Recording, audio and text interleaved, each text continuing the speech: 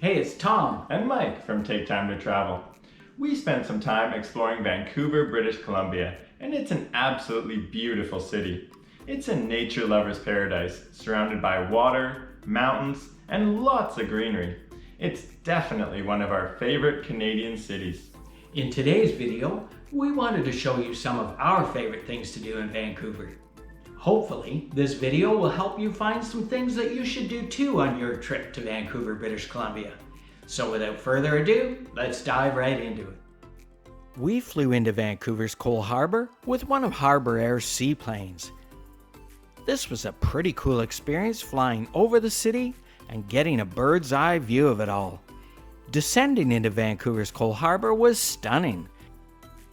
With all the boats and marinas below you, and passing by the modern skyscrapers. It's definitely a once-in-a-lifetime opportunity that we're glad that we took. It doesn't take long for the seaplane to land smoothly into the harbor. When you land in the harbor, it's only a short walk to the next thing to do on our list, exploring Vancouver's Canadian Trail and Harbourfront Walkway. It's a great spot for pictures, as it has stunning water and mountain views. It's a popular spot for an afternoon stroll with lots of shops, cafes, and restaurants. On the other side of the convention center is this neat spot with this pixelated whale, as well as views of Coal Harbour's modern towers, and some more phenomenal views of Vancouver's harbor and the mountains. Next, we walked along Vancouver's seawall by the Coal Harbour Marina, and enjoyed the fantastic views of the modern skyscrapers, the luxury yachts and boats, as well as the harbor and mountains. And of course, when you're in Vancouver, you have to check out Stanley Park. Right away, you get some amazing views past the Vancouver Rowing Club, but the walk just keeps getting better and better as you walk along the beautifully landscaped seawall pathway. Did you know Vancouver's seawall is 28 kilometers long? Stanley Park also has some large open areas with some pretty phenomenal scenery. This would be a great spot for a picnic. But let's keep going and check out some of the breathtaking views from Hallelujah Point. Wow, Vancouver does have a beautiful skyline. Stanley Park also does have lots of greenery and blooming flowers too, like this absolutely loaded rhododendron. Wow, we've never seen any plant with this many flowers before. Vancouver also has some great beaches to check out too, like English Bay Beach and Sunset Beach. Both have nice sandy beaches with some wonderful views. Another thing you can do when you're in Vancouver is head over to a ferry dock and take a ferry ride on one of these cute little ferry boats. You can use them to sightsee or as a taxi.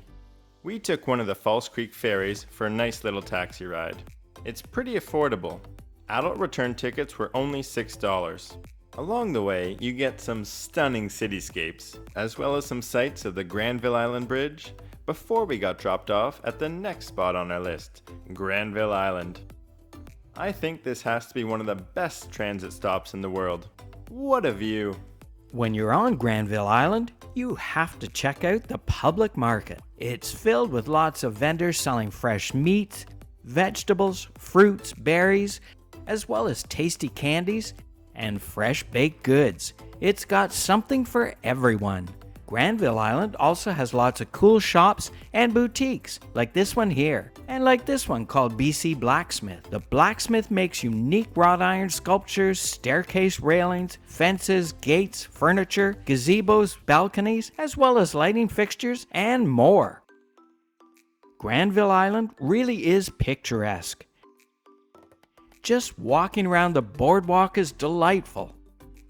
It's so nice being surrounded by water, boats, bridges, and modern buildings. And it's even better with a drink. Cheers! Another popular destination in Vancouver is the Capilano Suspension Bridge Park. It's a nature lover's paradise. The original Capilano Suspension Bridge was built in 1889, and if you can believe it, its first cables were actually hemp ropes. Since then, the ropes have been replaced with cables strong enough to hold up a fully loaded 747 airliner. The bridge is 450 feet or 137 meters long and hangs 230 feet or 70 meters above Capilano River. While at the park, you also have to check out the Treetops Adventure. You're able to walk from one magnificent Douglas fir tree to another on a series of elevated suspension bridges, some reaching as high as 110 feet or 33.5 meters above the forest floor. And the 250-year-old Douglas fir trees tower way above that. It's an amazing experience walking along the treetop. And to support the continuous growth of the trees, the suspension bridges are attached to platforms which use an innovative tree collar system that is adjustable and has no nails or bolts penetrating into the trees. Next is the Cliff Walk at Capilano Suspension Bridge Park. This exhilarating cliffside journey takes you down these winding stairs and over to a series of cantilevered walkways jutting out from the granite cliff face. Not for the faint of heart. It's high and narrow, but it offers some spectacular natural views of the valley. Oh man, that makes me nervous just watching this footage that Mike filmed. That's Capilano River all the way down there. And that's Capilano Suspension Bridge over there. It's a little bit nerve-wracking that this whole section is held up by that one point. Good thing it looks pretty strong. As you keep going along the Cliff Walk's cantilevered walkway, you stroll in between the foliage of the treetops on one side and the cliff face with the lush green vegetation on the other. We sure are high up here. As you keep going, there are even more sections that have an open graded walkway, like this one here, offering more phenomenal panoramas of the valley.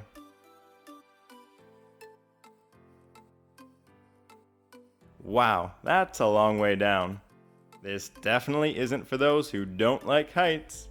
Next is Gastown. It's a trendy area with lots of Victorian buildings, shops, and the steam clock, which plays this tune.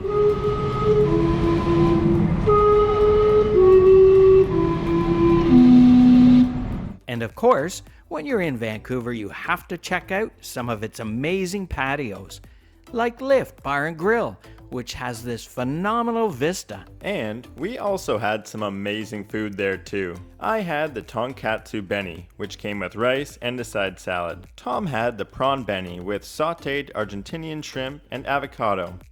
Another great patio we tried was Joe Forte's Seafood and Chop House. Nestled on a rooftop in the city center, this terrace is nicely landscaped with giant umbrellas, lots of greenery, and beautiful spring flowers. And it has some delicious food too. I had the poke bowl with marinated ahi tuna, and Tom had the lobster and shrimp roll on house-baked bread. Another patio to try is called Bridges Restaurant. It's located on Granville Island and has some great views of the marina, as well as the city. We shared the happy hour hummus and za'atar flatbread with whipped feta and harissa, as well as the spicy seared ahi tuna burger with a sesame lemongrass crust, avocado, and a side of fries.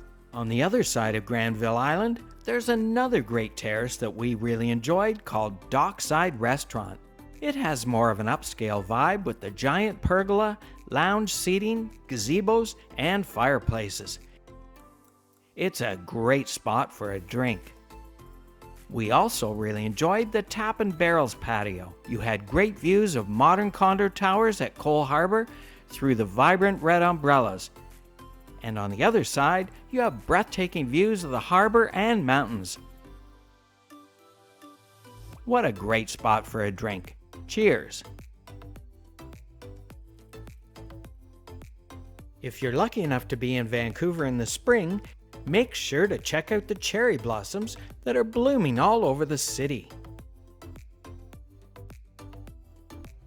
Vancouver really is a beautiful city, isn't it? Yeah, it really is. I love how the city is surrounded by water, mountains, and greenery. It's a nature lover's paradise. There's so much to see, and there's so much to do in Vancouver. If you want to find out some more details of the places and activities that we mentioned in this video, make sure to check out our other Vancouver videos, which we'll link in the description section down below. If you're visiting British Columbia and you're looking for other things to do near Vancouver, make sure to check out our videos on Victoria, Nanaimo, Tofino, and Coquitlam. We'll also link them in the description section down below. As always, we really enjoyed making today's video, and we hope you enjoyed watching it too. If you did, we'd really appreciate it if you would like, subscribe, and hit the bell for notifications of our future videos. It really helps with the YouTube algorithm, and it helps our small channel to grow. And remember, take time to travel. Catch you on the next one.